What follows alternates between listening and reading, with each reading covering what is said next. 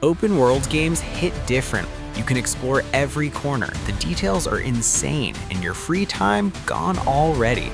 I've tried most of them, so you don't need to waste money on wrong ones. Here we will discuss those PS5 masterpieces.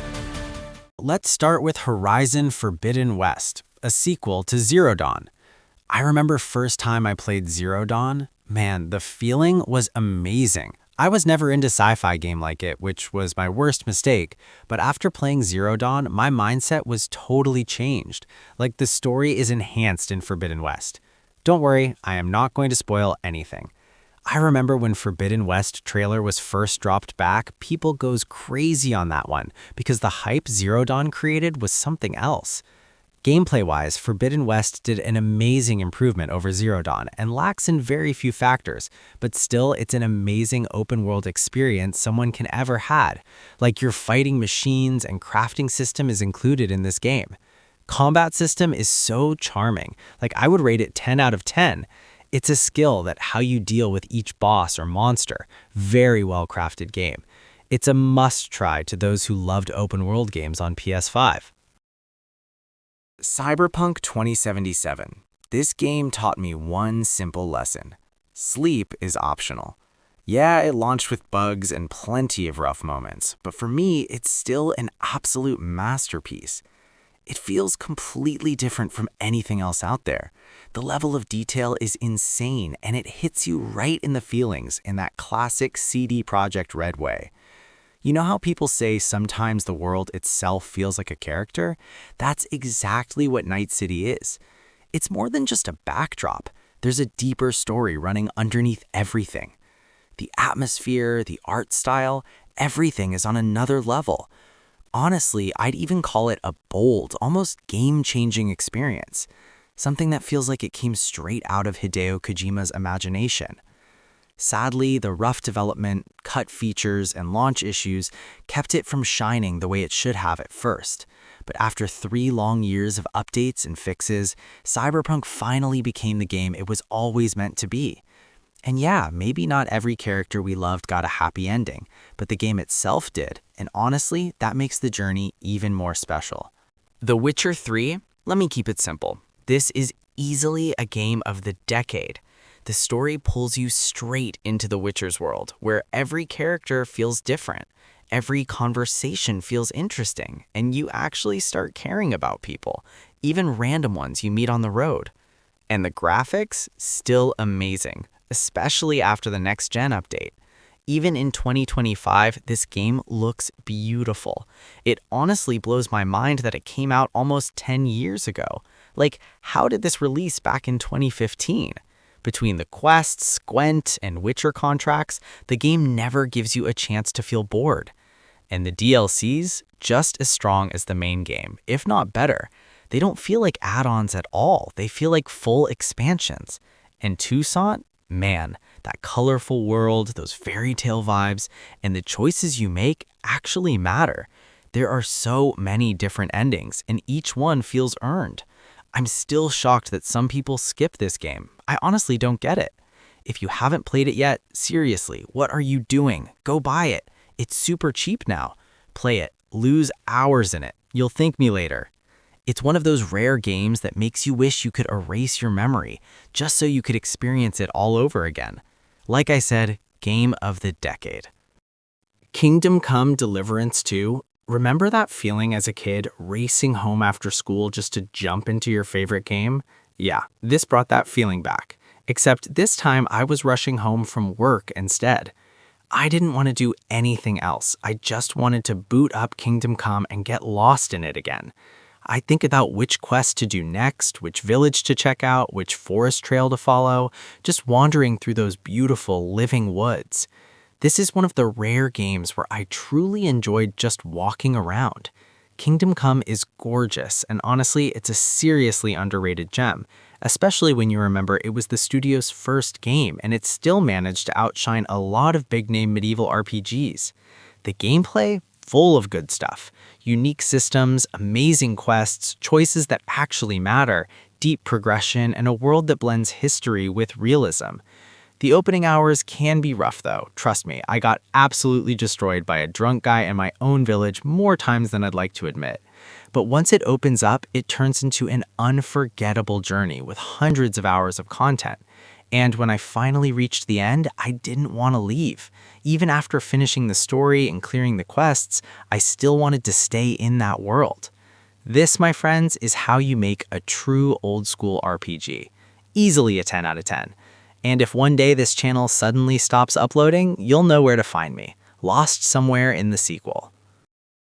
Baldur's Gate 3, best game of 2023.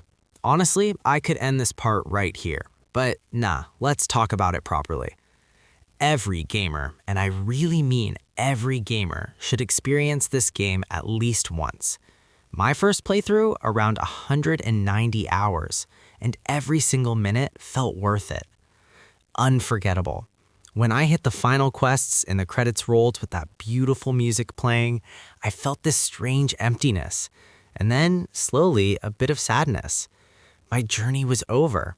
I went through so many emotions with this game. Happiness, heartbreak, shock, doubt, pure wonder, all at the same time.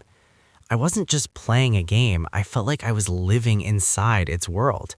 And honestly, I didn't want to leave. I won't even get into the gameplay or RPG systems here because there's just too much depth and freedom. You can feel how much time, care, and passion the developers put into every part of it. Lately, I've caught myself thinking, is this my favorite game of all time? I've played and loved so many series, games I'd replay again and again without thinking twice. But every time I return to Baldur's Gate 3, something in my head goes, yeah, maybe this one really is special. At least for 2023. And honestly, even now. Highly recommended. No, strongly recommended. Even if you're not into Dungeons and Dragons. Trust me, I wasn't either before this game. Just give it a shot. Trust me, you'll thank me later. Ghost of Yotei. This is the game that instantly grabbed me from the first moment. The atmosphere is next level, blending chilling horror with breathtaking open-world exploration. Every corner of the island feels alive, mysterious, and just a little dangerous. The story slowly pulls you in, revealing secrets, legends, and characters you actually care about. The tension builds perfectly, keeping you on edge without ever feeling cheap or forced. Combat is intense and satisfying, with every encounter feeling meaningful, and the tools and abilities you unlock make you feel like you're really mastering the world. Exploring the island is a pure joy, from dense forests to snowy peaks, eerie caves to ancient ruins. Every location tells its own story. And the soundtrack? Absolutely haunting. It stays with you long after you put the controller down. By the time you reach the end, you feel a mix of accomplishment and awe. Ghost of Yotei isn't just a game you play, it's a world you live in, one you'll want to return to again and again. GTA 5, a legendary sequel and an iconic franchise. This game reminded me that gaming is still alive and evolving. GTA 5 is one of those games you could spend 300 hours in and still not get bored. You keep coming back over and over. The atmosphere? Incredible. The characters? Totally memorable. The story? Deep and rich. And on top of that, UFOs, whales, you name it. This isn't just a game you finish, it's one you endlessly enjoy. At least until Part 6 finally drops. This is the kind of game that grabs you and won't let go. Something you can play for days without ever regretting the time spent. The landscapes, the animals, the vibes, it all sticks with you. Coming home from work and diving back into Los Santos, pure comfort. The visuals, still top-notch even in 2025. And honestly, even on lower settings, it still looks amazing. Crank it to Ultra, throw in some mods, and you've got yourself a visual masterpiece. And the optimization? Surprisingly good. Haven't seen that level of polish in new games in a while. Feels like this one was made for players, not just profit. GTA 5 isn't just a game, it's something more. No other game has created a world this alive, this immersive. It has everything. And honestly, what more can I even say? It's a classic. A true 10 out of 10. And let's be real, who hasn't played GTA 5 at least once? Didn't think so. Death Stranding 2, one of the biggest releases of 2025. The fun part about this game is that so far it's only available on the PS5, meaning only PS5 players can experience it in all its glory. It's a massive open world game with stunning visuals and a deeply immersive atmosphere. One of the most memorable parts for me was right at the start, climbing down that huge rocky cliff. Sure, it was a bit time-consuming, but it was such a unique and enjoyable experience. I've always been a big fan of Hideo Kojima, the legendary director behind Death Stranding and Metal Gear Solid, and I truly believe he went all out with this one. Of course, it's not going to surpass GTA 6, we all know that, but in terms of mechanics, creativity, and world building, it's absolutely mind-blowing. Once you play it, you'll instantly feel those classic Metal Gear Solid vibes, and that's exactly what makes Death Stranding 2 such a special experience for PS5 gamers. Red Dead Redemption 2. This game, wow. It's the kind that makes you forget about time. You might be thinking, come on, every game on this list is your favorite. And yeah, you're not wrong. Each one has its own magic, and this one hits differently. I've spent countless hours in these worlds, living entire lives through them. When life got tough, these games were my escape, my reset button, my little therapy session. And Red Dead 2, it delivered that in spades. Sure, the intro's a bit slow, and yeah, there are a few bugs here and there, but once you're past that, the world opens up and it's breathtaking. The story, the landscapes, the physics, the tiniest little details, it's all crafted to perfection. You don't just play this game, you live it. You get attached to characters in ways that sneak up on you, and by the end, well, let's just say the emotions hit hard. Take your time with it. Hunt, fish, ride through snowy mountains, wander the towns, do the side missions. Every hour spent here feels meaningful. The early chapters might test your patience, but stick with it. Once it clicks, there's no going back. You'll find yourself thinking about it long after you put the controller down. This isn't just a game, it's an experience, one that makes you wish you could start over just to feel it all fresh again. Clair Obscur. Now, games like this honestly don't get made much anymore. Like everything now feels like trend chasing, playing it safe, and pushing quantity over quality. But this game proves we can still get real art and a great new IP. The writing, music, atmosphere, and tone are all exceptional, and the systems feel deep, rich, and very well designed. The performances are outstanding too. I play around 20-35 games every year, along with watching movies and shows, so I usually stay a bit reserved when something gets a lot of hype, but this one completely broke that for me. It ended up being one of my favorite things ever made, and having an experience like this as an adult, not as a kid, felt unexpected and really meaningful. I think that's why so many people are talking about it. I know not everyone looks for the same things in games, so some people might push back on the praise, but it absolutely clicked for me. I finished the campaign in about 41 hours and kept playing until 45, with lots of side exploration and still enough optional stuff for at least 10 more hours. There are lots of optional bosses, from mini ones to insanely powerful ones, and in some sky dungeons I can barely survive even common enemies. There are many 1v1 optional fights too, and it really feels like the game wants you to push toward level 99 to fight these beasts. Level 50 to 60 is enough to beat the game, but many enemies can still one-hit you, and I'm around level 75. Customization is awesome for building battle perk combos, and damage can reach crazy numbers. My peak was 2.8 million with Sile in a single hit, and I still don't know how that happened. Don't be scared to invest your Color of Lumina for Lumina points, because they are plenty, and I now have around 150 to 170 on every character. And last, I would say this game will kept you hooked to it. This honestly feels like a solid follow-up to Monster Hunter World, and if Capcom supports it properly like they did with Iceborne, I can easily see this game staying alive for years with full servers. The main story is pretty short at around 10-15 hours, but once that's done, there's still a bunch of post-game quests and optional stuff, probably another 10 hours or more if you care about exploring. Difficulty-wise, it's just okay. I carded twice in about 13 hours, and both times were my own fault, though I personally would have liked it to be harder, even if this makes it more friendly for newcomers. Monsters are decent overall, but only a couple really stood out to me, especially Lalabarina, the white spider, which has an awesome design and weird jerky movements that actually feel intentional, and New Udra was also pretty cool and unique compared to the rest.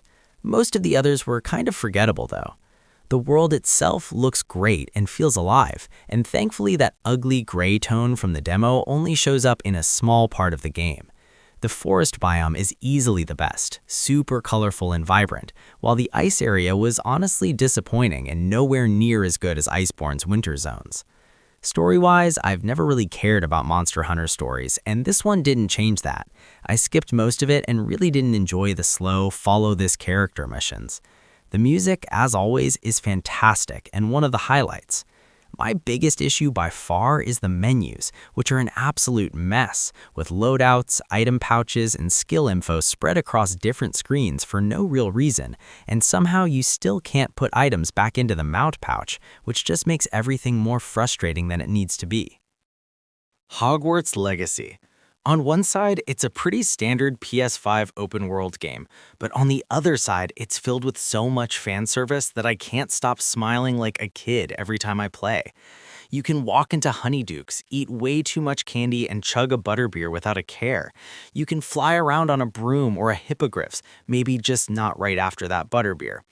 You learn spells, make potions, grow plants in the Room of Requirement, tame magical beasts, explore a huge castle packed with secrets, and even head into the Forbidden Forest to fight some creepy spiders. There are tons of callbacks to the books, the movies, and even older games, and you can really tell this was made by people who truly care about the wizarding world. The main story stays interesting from beginning to end, and the game is loaded with things to do. Outside of Hogwarts, there's Hogsmeade and a full open world around it that you can freely explore. And I have to give big respect to the customization. Everything, and I mean absolutely everything, can be customized, especially the clothing transmog system. It lets you look cool and stay strong at the same time without ending up looking like you picked random gear from different sets. Honestly, I don't know what we did to deserve a game like this as Potterheads, but thank you, Avalanche Software. Hopefully, the game's success leads to even more content down the road. If you haven't played it yet and you're a Harry Potter fan, then seriously, what are you waiting for? And even if you just enjoy open-world games, give it a shot. You never know, it might end up pulling you in. Elden Ring. Easily one of the most ambitious games From Software has ever made. It takes everything the studio learned from Souls, Bloodborne, and Sekiro and pushes all of it to a whole new level.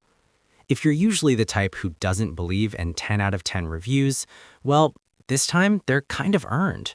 No game is truly perfect, but Elden Ring gets incredibly close. Yes, it reuses familiar animations, sound effects, and even some enemies and character ideas. And honestly, that might be a good thing, or maybe not. That part really depends on you. But one thing is beyond clear. The visual style of this game completely steals the spotlight. And I'm not talking about raw graphics or flashy next-gen effects. I'm talking about the art style, the world layout, and the overall vibe. Even areas that look simple at first, like the Weeping Peninsula or Graveyard Sounds, feel deep and mysterious thanks to the music and atmosphere. The world is huge, packed with secrets, and you can easily spend dozens of hours just exploring without even touching the main story. And even after putting in hundreds of hours, the game still pulls you back in, just to experience those intense boss fights again, take in the stunning landscapes, and remind yourself that you're playing something that truly feels like a masterpiece. Begin does not define who we will become. Assassin's Creed Odyssey. This game is huge. Like, you start playing and suddenly hours are gone without you even noticing. The world is bright, massive, and honestly really chill to explore. You're sailing, fighting, looting, doing quests left and right, and it all just pulls you in. The combat feels clean, the abilities are fun to mess around with, and the whole Spartan vibe makes everything feel powerful. And the best part is the freedom. Go anywhere, take any mission, fight whoever you want. It's one of those games where you say, I'll play for 10 minutes, and next thing you know, it's midnight. If you enjoy open-world games, Odyssey is definitely worth your time on PS5.